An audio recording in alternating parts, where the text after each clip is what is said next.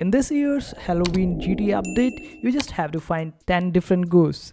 And it might not be as easy as I might sound, but you just have to find 10 ghosts and you would be getting a prize of $250k. So what you have to do is just go on the different locations where the ghost will be spotted and take the picture of these ghosts. And you won't be able to find last ghost until you click the picture of the 9 ghosts. So you won't be able to complete this particular task on one particular day, as the last ghost appears only at midnight. So basically these particular ghosts appear at different times, so you just have to go to that particular location at that particular time. So keep this in mind and find all the ghosts and you would be able to get this prize. I hope you get all the prizes, and if you find this video to be helpful, make sure to hit that like button and also subscribe to our channel for more helpful videos.